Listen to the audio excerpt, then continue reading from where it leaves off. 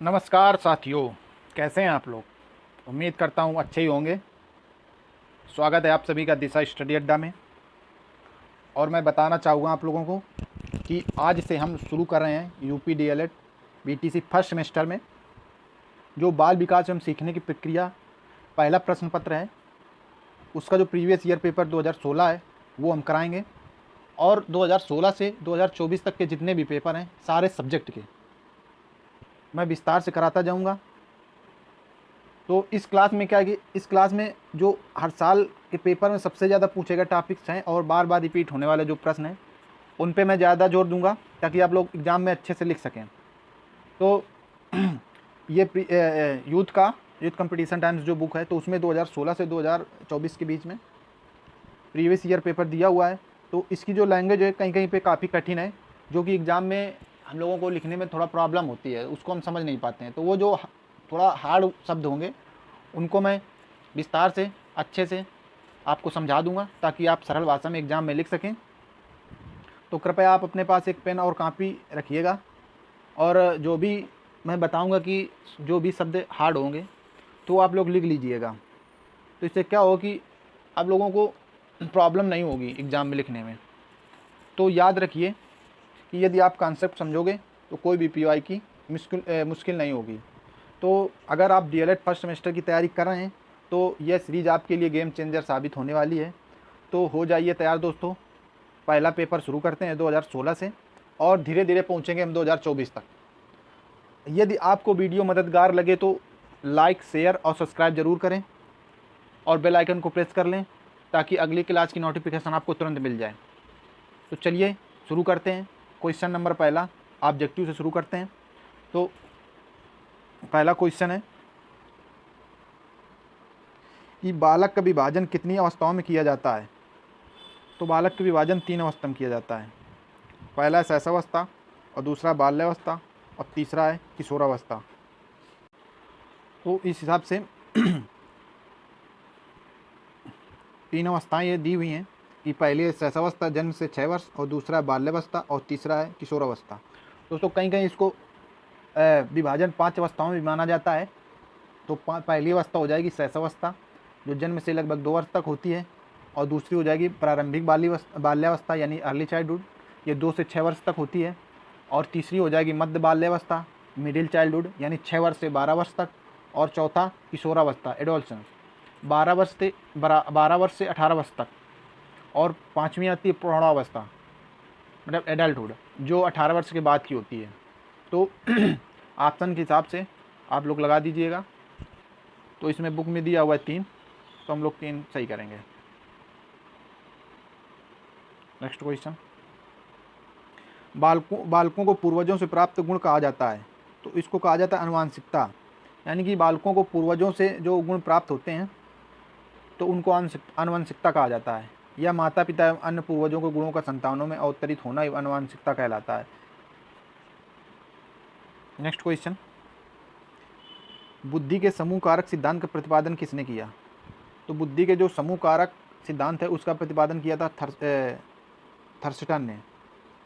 Option C, इनका पूरा नाम था लुई लियोन थर्स्टन ने समूह कारक का सिद्धांत प्रस्तावित किया कि बुद्धि कई अलग अलग कारकों से बनी होती है। तो आगे हम लोग आपको समझाएंगे। नेक्स्ट क्वेश्चन है 4 नंबर कि निम्नलिखित में कौन सा परीक्षण बुद्धि का मापन करता है। तो इसका राइट आंसर हो जाएगा ऑप्शन डी, भाटिया बैटरी परीक्षण। भाटिया बैटरी परीक्षण बुद्धि एक प्रदर्शन परीक्षण है जो सीएम भाटिया द्वारा 1955 में विकसित किया गया। इसमें विभिन्न पैटर्न वाले कार्ड शामिल होते हैं। नेक्स्ट क्वेश्चन, तो 5वां क्वेश्चन है कि जीन पियाजे द्वारा बालक के संज्ञानात्मक विकास का वर्णन कितनी अवस्थाओं में किया जाता है। तो इनका जीन पियाजे के द्वारा बालक का जो संज्ञानात्मक विकास है उसको 4 अवस्थाओं में बांटा गया है। तो 4 अवस्थाएं ये पहली अवस्था है संवेदी पेशी अवस्था जन्म से 2 वर्ष, और दूसरी है पूर्व संक्रियात्मक अवस्था 2 से 7 वर्ष, और तीसरी है मूर्त संक्रियात्मक अवस्था 7 से 12 वर्ष, और चौथी है अमूर्त संक्रियात्मक अवस्था 12 से 15 वर्ष।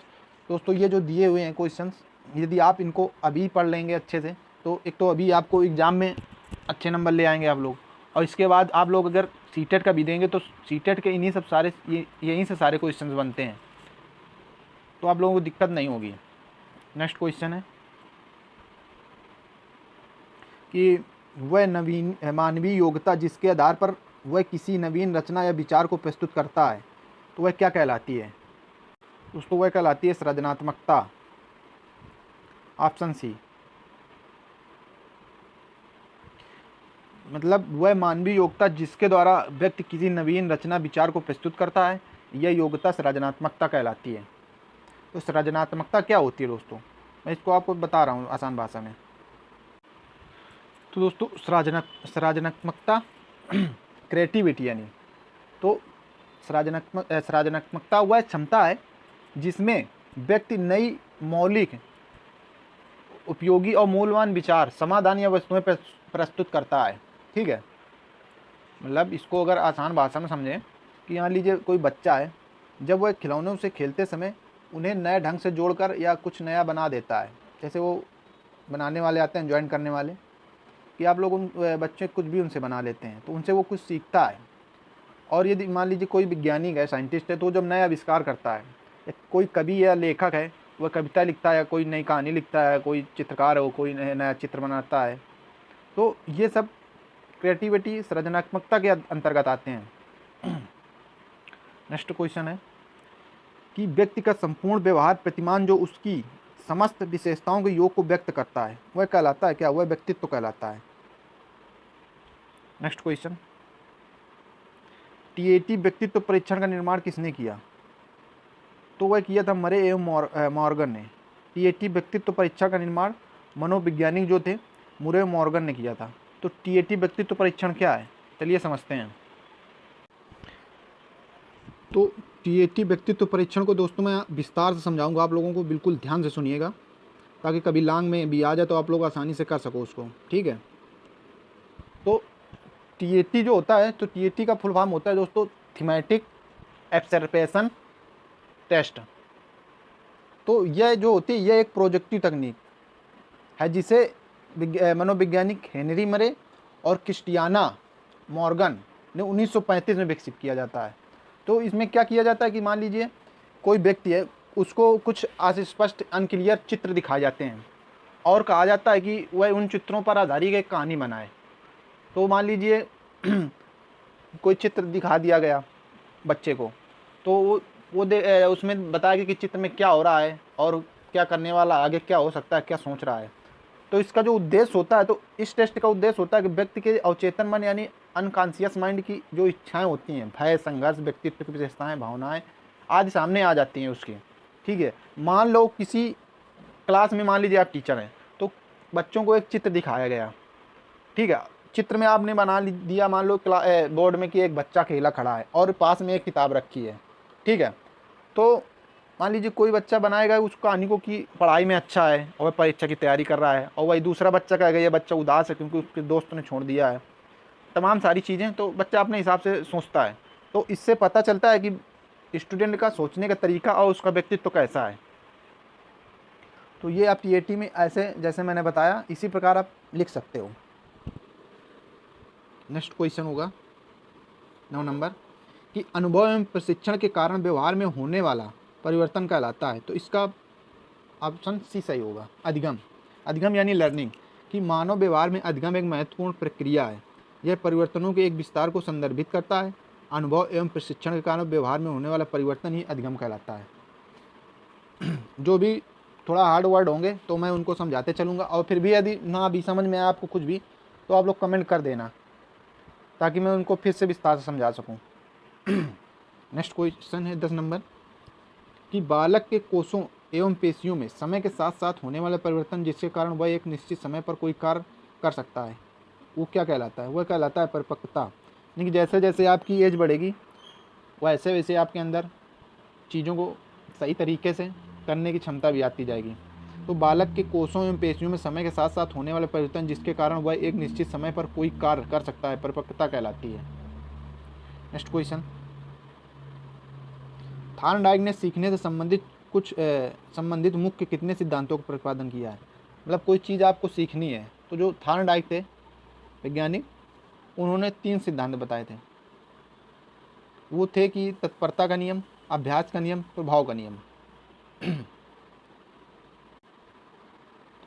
दोस्तों ये देखिए 12 नंबर क्वेश्चन कि पावलोव, ये सारे जो वैज्ञानिक आ रहे हैं, पावलोव, थॉर्नडाइक और तो कितने भी वैज्ञानिक हो, ये सारे सीटेट में पूछे जाते हैं यार आपसे। मैंने दिया है सीटेट, मैं क्वालिफाई भी किया हूँ, तो मुझे पता है कि ये यदि आप लोग इसमें पढ़ लेंगे अच्छे से तो आप लोग सीटेट आसानी से निकाल लेंगे, कोई बड़ी बात नहीं है।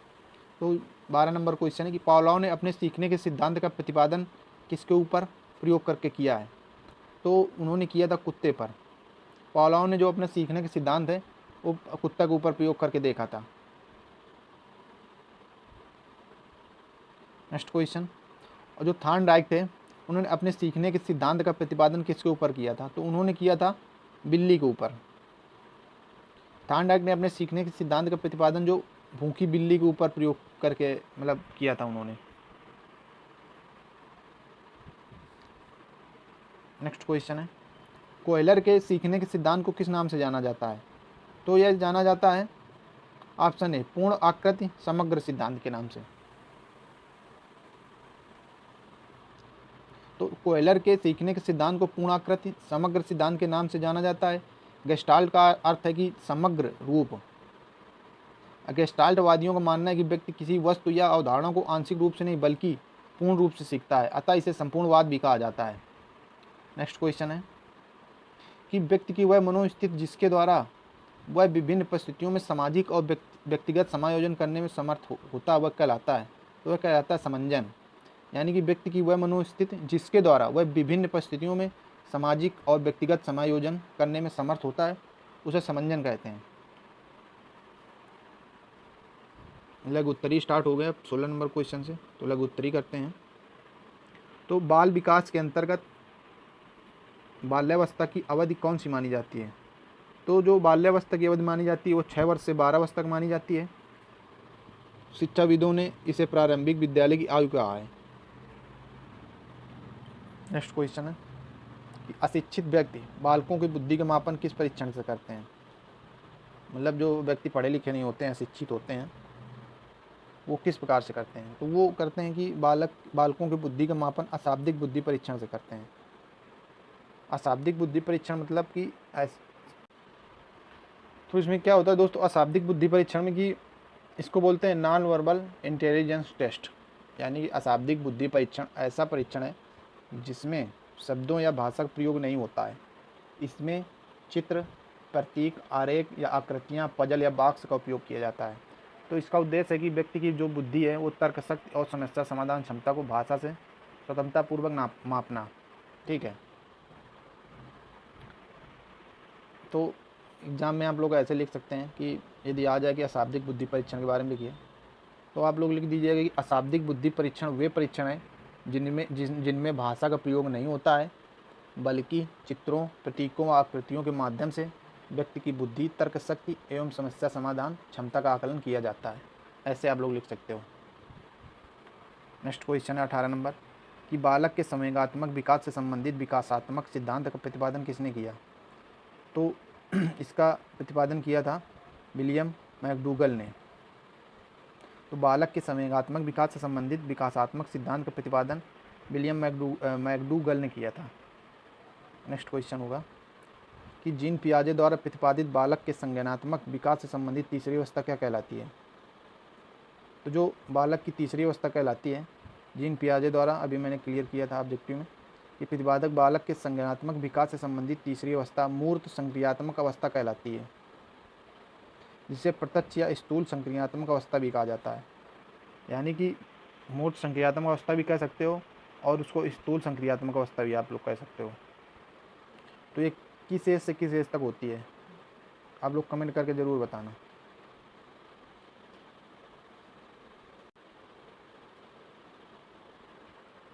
बीस नंबर क्वेश्चन है कि क्रंदन, बल बनाना, हाव भाव, वाक्य निर्माण बालक में किस आयाम में विकास की अवस्थाएं होती हैं?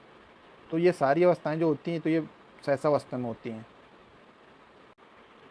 शैशवावस्था यानी कि वो जब जन्म से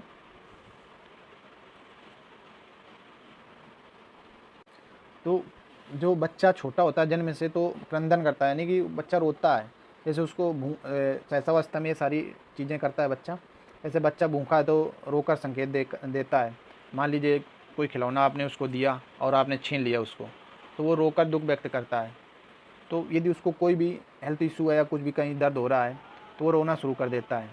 तो अगर क्रंदन के बारे में पूछा जाए आपसे, तो आप लोग एग्जाम में लिख सकते हैं कि क्रंदन शिशु की जो होती है जन्मजात क्रिया है, जिसके माध्यम से क्या करता है, वह अपनी पीड़ा, असुविधा अथवा आवश्यकताओं को व्यक्त करता है। नेक्स्ट क्वेश्चन है 21 नंबर कि व्यक्तित्व का वह प्रकार जिसके अंतर्गत व्यक्ति दूसरे लोगों, समाज के अन्य लोगों की प्रगति के लिए सोच कर कार्य करता है, क्या कहलाता है? मतलब मान लीजिए समाज सेवा एक तरह की बोल सकते हैं इसको। तो व्यक्तित्व का वह प्रकार जिसके अंतर्गत व्यक्ति दूसरे लोगों, समाज के अन्य लोगों की प्रगति के लिए सोच कर कार्य करता है, बहिर्मुखी व्यक्तित्व वाला कहलाता है, यानी समाज सेवी जो सबका भला सोचे। इस तरह के व्यक्तित्व की अभिरुचि सामाजिक कार्यों की ओर अधिक होती है। इनमें कार्य कुशलता की मात्रा अंतर्मुखी से अधिक होती है। ये सबको प्रसन्न करने वाले होते हैं। बहिर्मुखी एक मिलनसार व्यक्ति होता है, ये याद रखना आप लोग। बहिर्मुखी और अंतर्मुखी, बहिर्मुखी जो होता है वो सबसे मिलनसार होता है और सबके बारे में अच्छा सोचता है, या मतलब बोल सकते हैं कि वो समाज से भी होता है। जो अंतर्मुखी होता है वो केवल अपने बारे में सोचता है या अपनी प्रोग्रेस के बारे में सोचता है। तो बहिर्मुखी के बिल्कुल अपोजिट अंतर्मुखी होता है।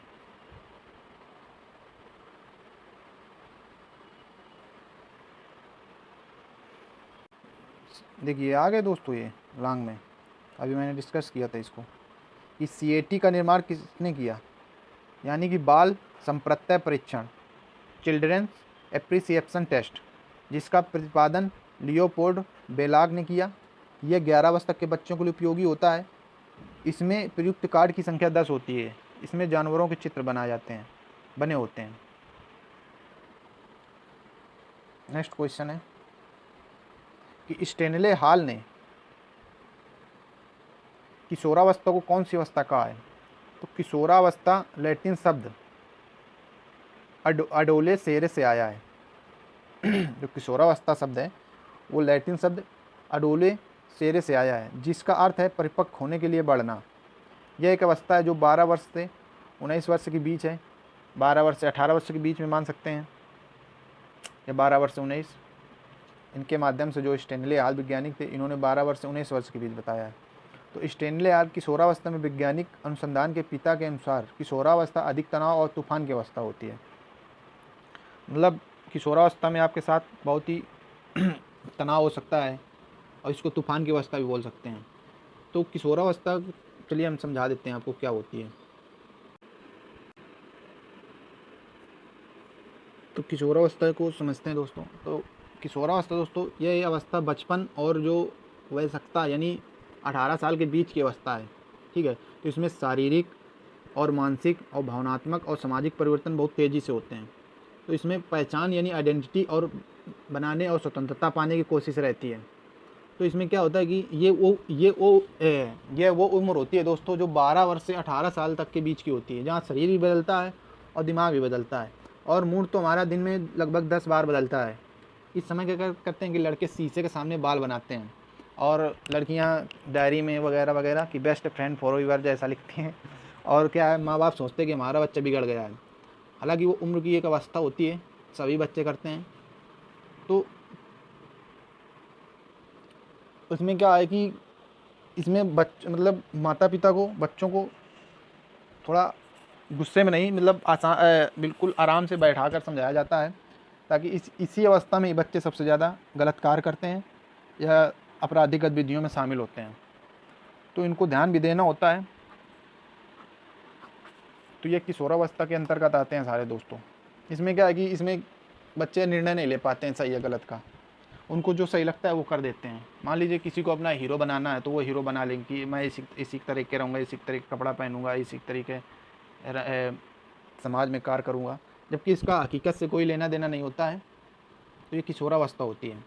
और इसमें किशोरावस्था में ही लड़के लड़कियों की तरफ अट्रैक्ट होते हैं और लड़के जो होते हैं लड़कियों की तरफ अट्रैक्ट होते हैं। तो एक अवस्था है। तो इसको माता पिता को भी समझना चाहिए कि इसको गलत तरीके से ना समझें और उनको आपस में बातचीत करके अच्छे से समझाया जा सके। तो किशोरावस्था, इसीलिए इसको तूफान की अवस्था भी बोला जाता है। नेक्स्ट क्वेश्चन, 24 नंबर है क्वेश्चन कि वह शक्ति जिसके कारण व्यक्ति किसी कार्य को करने या न करने के लिए बाध्य हो जाता है क्या कहलाती है? तो वह शक्ति जिसके कारण व्यक्ति किसी कार्य को करने या न करने के बाद बाध्य हो जाता है अभिप्रेरणा कहलाता है। अभिप्रेरणा मतलब मोटिवेशन। तो मान लीजिए कोई कार्य करना है आपको, मान लीजिए वो गलत है, तो यदि आपके दोस्तों ने या किसी ने आपको मोटिवेट कर दिया कि ये आप कर दो, तो वो आप कर दोगे। ये आपके पास समझ नहीं होती है कि ये सही है या गलत है, तो वही आपको समझाना है कि ये गलत है, ऐसा नहीं हो सकता है। तो उसी को मोटिवेशन कहा जाता है। मोटिवेशन सही भी हो सकता है और गलत भी हो सकता है। तो यदि आप मोटिवेशन उसको सही देंगे कि अच्छे से पढ़ाई करो, अच्छे से पास हो जाओगे, जॉब लग जाएगी, ये सारी चीज़ें तो सामने वाले व्यक्ति के ऊपर निर्भर करता है। नेक्स्ट क्वेश्चन है कि सीखने से संबंधित प्रभाव के नियम का प्रतिपादन किसने किया? तो सीखने से संबंधित प्रभाव के नियम को E.L. थॉर्नडाइक ने प्रतिपादन किया। तो इस नियम के अनुसार प्रायः हम उस कार्य को ज़्यादा अच्छे से करना चाहते हैं जिसका परिणाम हमारे लिए हितकर होता है, जिससे हमें सुख एवं संतोष मिलता है। यदि हमें किसी कार्य को करने या सीखने में कष्ट होता है तो हम उस क्रिया को नहीं दोहराते हैं। नेक्स्ट क्वेश्चन है 26 नंबर कि कोयलर ने अपने सीखने के सिद्धांत का प्रतिपादन किसके ऊपर प्रयोग करके किया? तो जो कोयलर वैज्ञानिक थे, तो इन्होंने अपना प्रयोग सुल्तान नामक चिंपैंजी जो था बनमानुस पर किया था। तो उन्होंने क्या किया था कि चिंपैंजी को एक खाली कमरे में बंद कर दिया था और छत पर से कुछ केले लटका दिए थे, और भूखा होने के कारण जब चिंपैंजी उछल कर केलों को पकड़ने का प्रयास करता, लेकिन उसके केले की ऊंचाई अधिक होने से वजह चिंपैंजी जो था तो वो केलों को नहीं पकड़ पाता था। तो इसके बाद क्या किया, कोयलर ने वहाँ पर एक छड़ी रख दी। इसके बाद 1-2 दिन तो नहीं, इसके बाद चिंपैंजी जो था बनमानुस ने दिमाग लगाया कि इस छड़ी से हम केले को प्राप्त कर लेंगे। तो उसने क्या किया, कोशिश करना शुरू किया और उसने केले को प्राप्त कर लिया और अपनी भूख मिटा ली। तो यह प्रयोग था कोयलर का सीखने के सिद्धांत पर। नेक्स्ट क्वेश्चन है 27 नंबर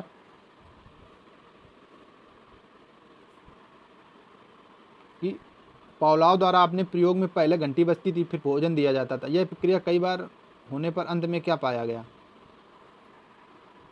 तो चलिए इसको समझते हैं कि पावलोव जो थे तो उन्होंने स्वाभाविक उद्दीपन को दर्शाने के लिए, मतलब क्या स्वभाव होता है मनुष्य का या किसी भी जानवर का, उन्होंने दर्शाने के लिए कुत्ते पर एक प्रयोग किया था। ये पूछा जाए कि ऑब्जेक्टिव में पूछ सकता है आपसे कि पावलोव ने किसके ऊपर प्रयोग किया था, तो उन्होंने किया था कुत्ते पर। और यदि आपसे पूछ जाए कोयलर ने किसके ऊपर प्रयोग किया था, तो उन्होंने किया था बनमानुस पर, चिंपैंजी के ऊपर। तो इन्होंने क्या किया, पावलोव ने एक कुत्ते पर यह प्रयोग किया था। उन्होंने एक भूखे कुत्ते को एक ध्वनि नियंत्रित प्रयोगशाला में एक विशेष उपकरण के सहारे खड़ा कर दिया था और कुत्ते के सामने भोजन लाया जाता। क्योंकि कुत्ता भूखा था इसलिए भोजन देखकर उसके मुंह में लार आ जाता था। कुछ प्रयासों के बाद भोजन देने के बाद पहले घंटी बजाई जाती थी और यह प्रक्रिया कुछ दिनों तक दोहराई गई। तब देखा गया कि बिना भोजन या मात्र घंटी की आवाज़ पर कुत्ते के मुंह से लार निकलना शुरू हो जाता था। तो पावलोव के अनुसार कुत्ते ने घंटी की आवाज़ पर लार के स्राव की अनुक्रिया को सीख लिया था। तो उनके अनुसार घंटी की आवाज़ तथा लार के कुत्ते के जो लार स्राव होने लगता था के बीच एक सहचार कायम हो, जिसे अनुबंध की संज्ञा भी दी गई। यानी कि वो एक कमरे में उन्होंने कुत्ते को रखा, इसके बाद उसको भूखा रखा, इसके बाद उसको खाना देते थे तो उसके पहले घंटी बजाते थे, और यही प्रक्रिया उन्होंने कई दिन तक दोहराई।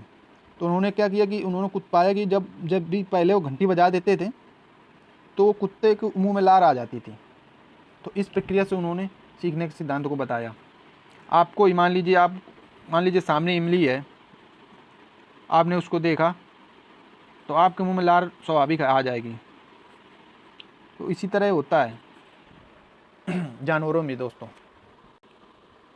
नेक्स्ट क्वेश्चन है 28 नंबर कि नियमित दिनचर्या आपके साथ सबके साथ समायोजन, आत्मविश्वास, संवेगात्मक परिपक्वता और आत्ममूल्यांकन की क्षमता किसका प्रमुख लक्षण है? तो नियमित जो दिनचर्या होगी सबके साथ समायोजन, आत्मविश्वास, संवेगात्मक परिपक्वता, आत्ममूल्यांकन की क्षमता अच्छे व्यक्तित्व यानी गुड पर्सनालिटी का प्रमुख लक्षण है। नियमित दिनचर्या बनानी चाहिए आपको कि सुबह उठ के ये करना है, स्कूल जाना है या लाइब्रेरी जाना है, जो भी आप कर रहे हो, और सबके साथ आपको समायोजन सामंजस्य बैठा के चलना है और ख़ुद के अंदर कॉन्फिडेंस रखना है और इमोशनल जो इंटेलिजेंस होगा उसको मजबूत रखना है। और क्या कि अपना आत्म मूल्यांकन भी करना है कि सारे दिन में मैंने क्या गलत कार्य किया या क्या अच्छा कार्य किया। तो ये जब आप लोग करेंगे तो निश्चित ही आपके अच्छे व्यक्तित्व आपको बनता चला जाएगा और समाज में नाम होता चला जाएगा आपका। नेक्स्ट क्वेश्चन होगा 29 नंबर कि जीन पियाजे ने बालक के संज्ञानात्मक विकास में किन दो प्रक्रियाओं का वर्णन किया है। तो जीन पियाजे जो थे तो उन्होंने बालक के संज्ञानात्मक विकास यानी कि कॉग्निटिव डेवलपमेंट की क्रिया में दो बातों को महत्वपूर्ण माना है। दो बातों को, पहला संगठन और दूसरा अनुकूलन। मतलब संगठन व्यक्ति एवं वातावरण के संबंध को आंतरिक रूप से प्रभावित करता है और जबकि अनुकूलन बाह्य रूप से प्रभावित करता है।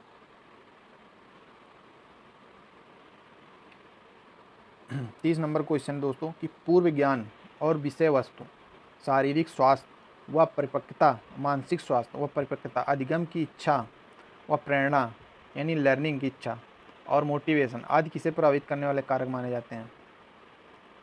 तो ये माने जाते हैं अधिगम प्रक्रिया को प्रभावित करने वाले कारक यानी लर्निंग प्रोसेस को। चलिए लॉन्ग आंसर की ओर। 31 नंबर क्वेश्चन है बुद्धि लब्धि से आप क्या समझते हैं। तो बुद्धि लब्धि या इंटेलिजेंस कंटेंट यानी कि आईक्यू कई अलग मानकीकृत परीक्षणों से प्राप्त एक गणना है जिससे बुद्धि का आकलन किया जाता है। तो बुद्धि लब्धि बालक में स्थित बुद्धि की मात्रा का मापन है। टारमैन जो थे उन्होंने मानसिक आयु के बदले बुद्धि लब्धि की विधि खोजी और सूत्र निकाला था। उन्होंने, किसने निकाला था? बुद्धि लब्धि ने, टारमैन ने बुद्धि लब्धि का जो फार्मूला था तो उन्होंने टारमैन वैज्ञानिक ने निकाला था। बुद्धि लब्धि की गणना के अंतर्गत व्यक्ति की मानसिक आयु में वास्तविक आयु से भाग देकर उसे 100 से गुणा कर दिया जाता है। ये देखिए दिया हुआ है, यह फार्मूला दिया था टारमैन ने कि बुद्धि लब्धि यदि किसी की निकालनी है आईक्यू तो उसकी मानसिक आयु और उसकी जो वास्तविक आयु इंटू 100 तो ये निकल आएगी बुद्धि लब्धि की उसकी आईक्यू कितना है। तो इसमें यहाँ पे कुछ दिए हुए हैं बुद्धि लब्धि आईक्यू के वर्गीकरण दिया हुआ है। तो 140 और 169 के बीच में जिसका आईक्यू होगा वह अति प्रतिभाशाली होता है और जिसका 120 से 139 के बीच होगा तो वो उसका होगा कि प्रतिभाशाली थे वो लोग। जैसे न्यूटन, आइंस्टीन वगैरह ये अति प्रतिभाशाली में आते थे। और 110 जो होगा 110, 119 ये अति उत्कृष्ट और 90 से 109 जो ये उत्कृष्ट होगा और 80 से 89 समान होगा और 70 से 79 इसमें मंद बुद्धि वाले आ जाएंगे और 60 से 69 के बीच में इसमें मूर्ख बुद्धि वाले आ जाएंगे और 50 से 59 के बीच में आ जाएंगे निर्बल बुद्धि यानी कि मतलब बहुत ही ज़्यादा कमज़ोर माइंड से और निर्णय न ले सकना खुद के द्वारा। इनको विशेष कक्षाओं की ज़रूरत होती है। 25 से 49 होगा तो ये हीन बुद्धि हो जाते हैं और 0 से 24 तो ये जड़ बुद्धि यानी इनको पागल बोल सकते हैं, मतलब कोई भी सेंस नहीं होती इनके।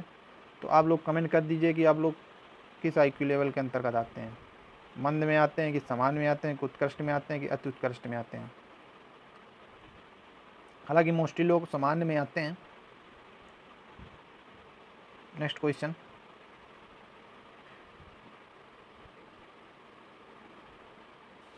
ये देखिए दोस्तों अंतर्मुखी व्यक्तित्व आ गया। अंतर्मुखी व्यक्तित्व से आप क्या समझते हैं। तो अंतर्मुखी व्यक्तित्व वह होता है जिसमें ऐसे व्यक्तित्व के गुण होते हैं जिन्हें अंतर्मुखता के रूप में माना जाता है और जिसका अर्थ है कि वह बाहरी रूप से क्या हो रहा है इसके बजाय अपने आंतरिक विचारों पर ध्यान केंद्रित करने से अधिक सहज महसूस करते हैं। मतलब वो खुद ही खुद ही सोच लेते हैं, खुद ही विचार कर लेते हैं। वे बड़े समूह में भीड़ के बजाय केवल 1 या 2 लोगों के साथ समय बिताना मतलब एकांत में रहना पसंद करते हैं। अंतर्मुखी व्यक्तित्व का जो व्यक्ति होता है वो चिंतनशील होता है तथा अपनी ओर केंद्रित रहता है, मतलब अपनी दुनिया में खोया रहता है। इस व्यक्तित्व के लक्षण, स्वभाव, आदतें, अभिव्यक्तियाँ आदि बाह्य रूप में प्रकट नहीं होते हैं। मतलब उनको यदि दुख है या कुछ भी प्रॉब्लम है तो जाहिर नहीं करते हैं, वो अपने ही अंदर उसको समाहित कर लेते हैं या खुद ही झेल लेते हैं। तो अंतर्मुखी व्यक्तित्व की विशेषताएं निम्नलिखित है। अंतर्मुखी जो व्यक्तित्व होता है वो एकाकी होते हैं, मतलब वो अकेले रहना पसंद करते हैं। ऐसे व्यक्ति का बाह्य जगत की वस्तुओं से कम अनुराग होता है, मतलब वो बाहरी लोगों से बहुत ही कम मतलब रखते हैं या खुद ही में मस्त रहते हैं। ये भाव प्रधान होते हैं, आत्मचिंतन करते हैं तथा आत्मोद्धार में हेतु लीन रहते हैं। ये स्वयं के लिए चिंतनशील होते हैं तो शांत मुद्रा में रहते हैं। ये प्रायः प्रतिक्रियावादी होते हैं तथा यथार्थ को अपने स्वभाव के अनुरूप ढालने का प्रयास करते हैं। नेक्स्ट क्वेश्चन है 33 नंबर की, जीन पियाजे द्वारा प्रतिपादित विकास की अवस्था के अंतर्गत पूर्व संक्रियात्मक अवस्था को आपका क्या तात्पर्य है? तो जीन पियाजे एक मनोवैज्ञानिक और अनुवांशिकी एपिस्टेमोलॉजिस्ट थे। तो एपिस्टेमोलॉजिस्ट क्या होता है दोस्तों कि एपिस्टेमोलॉजिस्ट होता है कि ये वह व्यक्ति होता है जो ज्ञान यानी नॉलेज का अध्ययन करता है, यानी उसको दार्शनिक बोल सकते हैं, फिलोसफर। जैसे सुकरात थे, वो एक फिलोसफर थे। ओशो का नाम आता है। यह समझने की कोशिश करता है कि ज्ञान क्या है और हम ज्ञान कैसे प्राप्त करते हैं, सही और गलत में ज्ञान में फ़र्क कैसे करें, और हमारी सोच और अनुभव की सीमाएं क्या है। वो मतलब लास्ट तक सीमाओं तक जाना चाहता है, समझना चाहता है। तो दोस्तों जीन पियाजे एक मनोवैज्ञानिक और अनुवांशिक एपिस्टेमोलॉजिस्ट थे। वह सबसे अधिक संज्ञानात्मक विकास के अपने सिद्धांत के लिए प्रसिद्ध थे, तो जो इस बात पर ध्यान देता है कि बचपन के दौरान बच्चे बौद्धिक रूप से कैसे विकसित होते हैं। जीन पियाजे ने संज्ञानात्मक विकास के सिद्धांत को निम्न अवस्थाओं में समझाया है। उन्होंने 4 अवस्थाएं बताई हैं कि पहला है संवेदी पेशी अवस्था, मतलब इंद्रिय जनित अवस्था, जो 0 से 2 वर्ष तक होती है, और पूर्व संक्रियात्मक अवस्था यानी 2 से 7 वर्ष तक होती है, और स्थूल यानी मूर्त संक्रियात्मक अवस्था 7 से 12 वर्ष, और जो औपचारिक संक्रियात्मक अवस्था यानी 12 वर्ष के बाद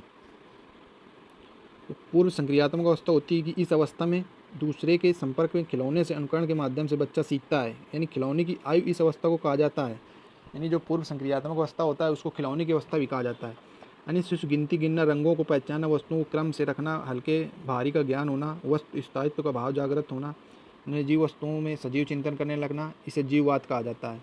इसे प्रतीकात्मक सोच पाई जाती है, यानी कि जो बच्चा होता है पूर्व संक्रियात्मक वो सजीव और निर्जीव में अंतर नहीं समझ पाता है। मान लीजिए जैसे बच्चा चल रहा है, मान लीजिए कुछ रखा हुआ साइड में और उसके लग गया, वो रोने लगा, तो आप लोग क्या करते हैं कि उसको हाथ से मारने लगते हैं कि इसने बच्चे को मारा है, ले इसको मैं मारूंगा, तो बच्चा रोना बंद कर देता है। तो वो क्या करता है कि वो सजीव और निर्जीव में अंतर नहीं कर पाता है, तो वो पूर्व संक्रियात्मक अवस्था के अंतर्गत आता है। नेक्स्ट क्वेश्चन है दोस्तों, वैयक्तिकता भिन्नता से क्या तात्पर्य है? तो वैयक्तिक भिन्नता से तात्पर्य है कि जब दो बालक विभिन्न समानताएं रखते हुए आपस में भिन्न व्यवहार करते हैं तो इसे वैयक्तिक भिन्नता कहा जाता है। वैयक्तिक भिन्नता से अभिप्राय है कि प्रत्येक व्यक्ति में जैविक, मानसिक, सांस्कृतिक, संवेगात्मक अंतर पाया जाना। इसी अंतर के कारण एक व्यक्ति दूसरे से भिन्न माना जाता है। तो अतः कोई भी दो व्यक्ति समान नहीं होते हैं। इस दृष्टि से वैयक्तिक भिन्नता को निम्नलिखित प्रकार से परिभाषित किया गया है स्किनर के अनुसार व्यक्तिगत भिन्नता में संपूर्ण व्यक्तित्व का कोई भी ऐसा पहलू सम्मिलित हो सकता है जिसका मापन किया जा सकता है। और टायलर के अनुसार तो इन्होंने कहा था कि शरीर के आकार और स्वरूप और शारीरिक गति संबंधित क्षमताओं, बुद्धि, उपलब्धि, ज्ञान, रुचियों, अभिवृत्तियों और व्यक्तित्व के लक्षण में माप की जा सकने वाली विभिन्नताओं की उपस्थिति सिद्ध की जा चुकी है। ठीक है, चलो मैं इसको समझा दे रहा हूँ आपको कि ये क्या होती है वैयक्तिक भिन्नता। तो वैयक्तिक जो भिन्नता होती है दोस्तों वो मोस्टली क्या है कि वो लॉन्ग आंसर में लिखने के लिए आता है। तो चलिए मैं बता रहा हूँ कि वैयक्तिक भिन्नता सरल भाषा में समझिए कि हर इंसान जो होता है एक दूसरे से अलग होता है। उसको सोचने और सीखने और बोलने और चलने और रूप रंग और स्वभाव और बुद्धि में और इंटरेस्ट में सब अलग अलग होता है। इसी को ही वैयक्तिक भिन्नता कहते हैं। यदि आपको परिभाषा लिखनी है सरल रूप में, तो जब दो या अधिक व्यक्तियों के बीच शारीरिक, मानसिक, बौद्धिक, सामाजिक अथवा भावनात्मक रूप से अंतर पाया जाता है तो उसे वैयक्तिक भिन्नता कहते हैं। जैसे तो किस प्रकार से, मान लीजिए शारीरिक भिन्नता, तो किसी की लंबाई ज़्यादा है, किसी की लंबाई कम है, और किसी का रंग कोई काला है, कोई गोरा है, कोई गेहुआ है, और स्वास्थ्य में कोई पतला है, कोई मोटा है, और किसी के अंदर ज़्यादा क्षमता है, किसी के अंदर कम क्षमता है, तो ये शारीरिक भिन्नता आ जाती है। और लिख देंगे आप लोग बौद्धिक भिन्नता, यानी कि कोई गणित में तेज़ होता है, कोई किसी लैंग्वेज में तेज़ होता है। मान लीजिए एक क्लास में 2 बच्चे हैं, तो कोई गणित में तेज़ हुआ या कोई मैथ में कमज़ोर हुआ, गणित में यानी कि मान लीजिए 2 लड़के हैं राम और श्याम, तो गणित में श्याम जो राम है वो तेज़ है और श्याम कमज़ोर है, और जो खेल है कोई मतलब खेल जैसे कि क्रिकेट वगैरह हो गया, फुटबॉल हो गया, तो उसमें क्या है कि राम कमज़ोर और श्याम खेल में माहिर है। तो ये व्यक्ति की भिन्नता होती है। और सामाजिक भिन्नता, कोई मतलब सामाजिक भिन्नता से कोई अंतर्मुखी होता है, कोई बहिर्मुखी होता है, कोई मिलनसार होता है, कोई अकेले रहना पसंद करता है यानी कि। और भावनात्मक भिन्नता मतलब किसी को जल्दी गुस्सा आ जाता है, कोई जल्दी रोने लगता है, कोई शांत रहता है, और किसी को कोई खेल पसंद है, किसी को कोई मूवी पसंद है। तो ये सारी चीज़ें जो हैं तो व्यक्तिगत भिन्नता के अंतर्गत आ जाती हैं। नेक्स्ट क्वेश्चन है 35 नंबर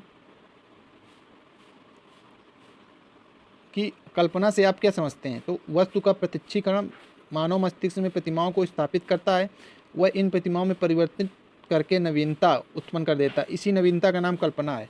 यानी कल्पना के द्वारा व्यक्ति यथार्थ से अलग हट जाता है, इससे उसे कुछ सुख मिलता है। कल्पनाओं में अनुभव का प्रत्यय स्मरण होता है, लेकिन कल्पना को अलग स्थापित करने वाला लक्षण विद्यमान होता है तथा यथार्थता में अभूतपूर्व परिवर्तन करना ही कल्पना होता है।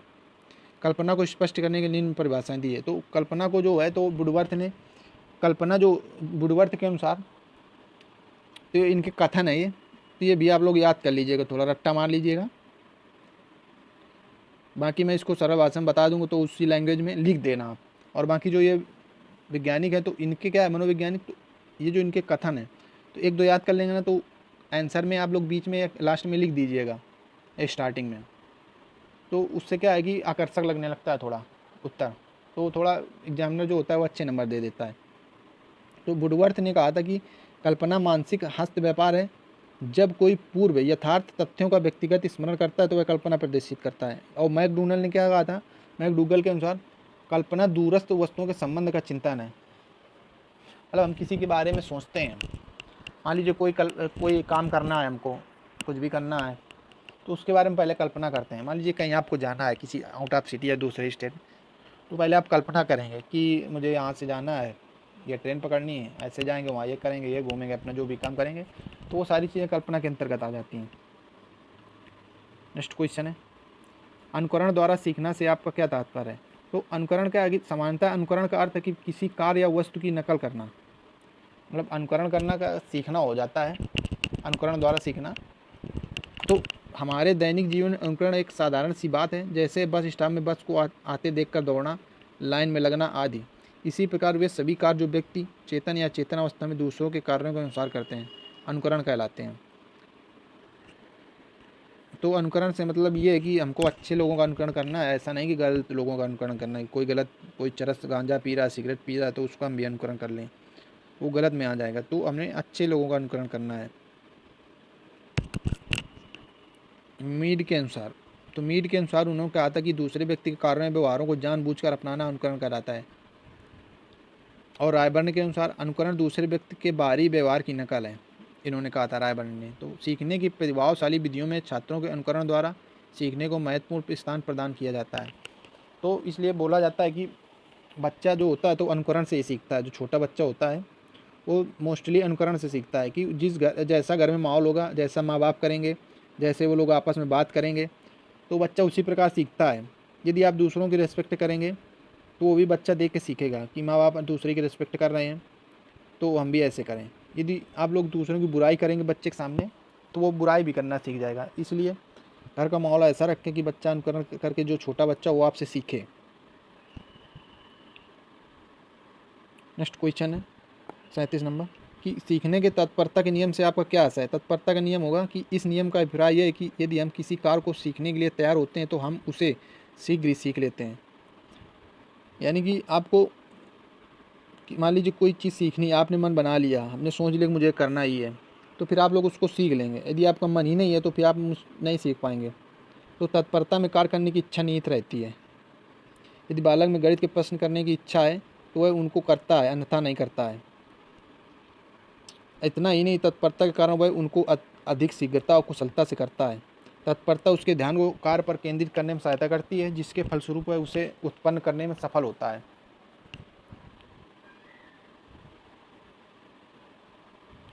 और तत्परता जो भाटिया के अनुसार, तो इन्होंने कहा था कि तत्परता या किसी कार्य के लिए तैयार होना युद्ध को आधा विजय कर लेना है। बहुत ही बढ़िया लाइन कही इन्होंने। मतलब किसी कार्य को करने से पहले यदि हमने उस मन बना लिया कि हमें ये करना, ये कैसे भी है, तो मान लीजिए आपने आधी विजय प्राप्त कर ली। यदि पहले से ही डर गए, मान लीजिए यही सब्जेक्ट है, आप लोग पेपर देने जाएंगे तो पहले ही मन बना लिया कि मैं नहीं पास हो पाऊँगा या बैक लग जाएगी, ऐसा ऐसा, तो स्वाभाविक कभी कभी हो भी जाता है कि बैक लग भी जाती है। तो इस तरह का मन नहीं बनाना है। तो आपको क्या करना है कि क्लास ले लेनी है आपको, इसको पढ़ के आप लोग जाइए, निश्चित ही आपको अच्छी मतलब पेपर में बहुत ही अच्छा लिख कर आएंगे, क्योंकि मैंने सारे क्वेश्चन जो हैं बहुत ही सरल भाषा में समझाए हैं। नेक्स्ट क्वेश्चन है कि मानसिक थकान से आप क्या समझते हैं। तो मानसिक थकान निरंतर मानसिक कार्य करने से आती है। जब व्यक्ति निरंतर मानसिक कार्य करता है तो मस्तिष्क की बौद्धिक एवं चिंतन आदि शक्तियाँ शिथिल हो जाती हैं। मानसिक थकावट असल में मांसपेशियों या शरीर की थकान की तरह ही है। जो वैलेंटाइन थे, इनके अनुसार मानसिक थकान प्रायः केवल एक बोरियत है। जब तक व्यक्ति की रुचि बनी रहती है तब तक वह किसी प्रकार की मानसिक थकान का अनुभव नहीं रहता है। ये भी बात सही है। यदि आपका मन ही नहीं लग रहा, ज़बरदस्ती कर रहे हैं, तो फिर जाहिर सी बात है मानसिक थकान होगी। तो इन्होंने मानसिक थकान के लक्षण भी दिए हैं, देखो। तो मानसिक थकान में क्या है कि बालक किए जाने वाले कार्य में अरुचि प्रकट करता है, पलकों में भारीपन आ जाता है, पाठ पर ध्यान केंद्रित नहीं होता है, बालक मस्तिष्क में भारीपन का अनुभव करने लगता है, विचारों और तर्क शक्ति में कमी आ जाती है। मान लीजिए थोड़ा ये सब्जेक्ट है जो बोरिंग लगेंगे, तो क्या करना है आपको कि 45 मिनट आपको पढ़ना है, इसके बाद 5 मिनट का रेस्ट ले लेना है, 5 या 10 मिनट का, इसके बाद फिर से पढ़ना है। तो आपको याद भी हो जाएगा और बोरिंग भी नहीं लगेगी आपको पढ़ने में। ऐसा नहीं कि आप 2 से 3 घंटे लगातार कंटिन्यू डटे हुए हैं, तो इससे क्या होगा, मानसिक थकान हो जाएगी आपको। तो जो भी सब्जेक्ट हार्ड लग रहा हो, कठिन लग रहा हो, तो उसको आप 45 मिनट पढ़िए, इसके बाद 5 या 10 मिनट का रेस्ट कर लीजिए अपनी क्षमता के अनुसार, इसके बाद फिर से पढ़ने बैठ जाइए। कोयलर के अंतर्दृष्टि सिद्धांत से आपका क्या तात्पर्य है। तो कोयलर का सूझ या अंतर्दृष्टि सिद्धांत है कि यह सिद्धांत संज्ञानात्मक नियम के ऊपर आधारित है। जो कोयलर का सूझ या अंतर्दृष्टि सिद्धांत था, तो यह सिद्धांत संज्ञानात्मक नियम के ऊपर आधारित है। तो इस सिद्धांत को गेस्टाल्ट सिद्धांत भी कहा जाता है। कोयलर ने अपना प्रयोग 1916 में किया था। इन्होंने सुल्तान नाम के चिंपैंजी के ऊपर किया था। तो कोयलर ने अपने प्रयोग में निष्कर्ष निकाला कि जीव संपूर्ण वातावरण का प्रत्यक्षीकरण करता है और उसके आधार पर उसमें सूझ उत्पन्न हो जाती है, जिसमें वह अपनी समस्या का समाधान करना सीख लेता है। जैसे इन्होंने केला रखा था, उस ऊपर टांग दिया था और चिंपैंजी को भूखा रखा था। बाद में उन्होंने क्या किया था कि वहाँ पे रख दिया था एक डंडा, तो चिंपैंजी ने क्या किया, डंडा उठा के केलों को प्राप्त कर लिया था। तो क्षेत्र का प्रत्यक्षीकरण होना तो क्षेत्र का पुनर्गठन है, सूझ अंतर्दृष्टि। अंतर्दृष्टि सिद्धांत की विशेषताएं हैं कि समस्या स्थिति का सर्वेक्षण और परिवर्तित अनुक्रिया द्वारा प्रयास करना, समस्या स्थिति में हिचकिचाहट, विश्राम एवं ध्यान का केंद्रीकरण करना, उद्देश्य, लक्ष्य अथवा प्रेरणा की बार बार ध्यान केंद्रित करना, प्रथम अनुक्रिया उपयुक्त सिद्धांत न होने पर अन्य अनुक्रिया करना और अनुकूलित अनुक्रिया की पुनरावृत्ति करना। लास्ट क्वेश्चन है आज का, सीखने में परिपक्वता का योगदान बताइए। तो सीखना व्यवहार परिवर्तन या व्यवहार अर्जन की एक प्रक्रिया है। किसी व्यक्ति का व्यवहार परिवर्तन या तो परिपक्वता के कारण होता है या किसी नई बात को ग्रहण करने के कारण, ठीक है। और परिपक्वता शारीरिक विकास की प्रक्रिया है जिसके अंतर्गत बढ़ती है हुई आयु के साथ शारीरिक व स्नायु मंडल का विकास सीखने की सामर्थ्य को जन्म देता है। स्पष्टता सीखने के परिणाम स्वरूप व्यक्ति के व्यवहार में परिवर्तन आता है। परिपक्वता की प्रक्रिया सीखने से पूर्व की स्थिति है तथा यह सीखने का आधार है। परिपक्वता के अभाव में किसी क्रिया का सीखना न केवल दुष्कर अपितु असंभव है। वस्तुतः परिपक्वता किसी व्यवहार को अर्जित करने सीखने की एक पूर्व आवश्यकता है। तो दोस्तों ये मैंने 2016 का जो पेपर था पूरा वो मैंने करा दिया है। तो 2016 से 2024 के जितने भी हैं प्रीवियस ईयर पेपर, जो भी क्वेश्चन आए हैं एग्ज़ाम में, तो सारे सब्जेक्ट के मैं करा दूंगा। तो सिर्फ क्या है कि आप लोग मुश्किल से 30 से 40-45 मिनट की क्लास होती है, तो आप लोग कहीं भी हों देख लीजिए और बस सीधे जाके एग्ज़ाम में बैठ जाइए, और कुछ पढ़ने की आपको ज़रूरत नहीं है। सारे क्वेश्चन से यहीं से मिलेंगे, मैं गारंटी देता हूँ इस बात की। तो चलिए दोस्तों, आज की क्लास कैसी रही कमेंट करके आप लोग ज़रूर बता देना, और जो भी वर्ड आपको समझ में ना आए आप लोग कमेंट कर दीजिए कि ये वर्ड समझ में नहीं आया है, तो मैं उसको अगली क्लास में डिस्कस कर दूँगा। तो चलिए मिलते हैं वापस से फिर एक नई क्लास में। तब तक के लिए जय हिंद दोस्तों।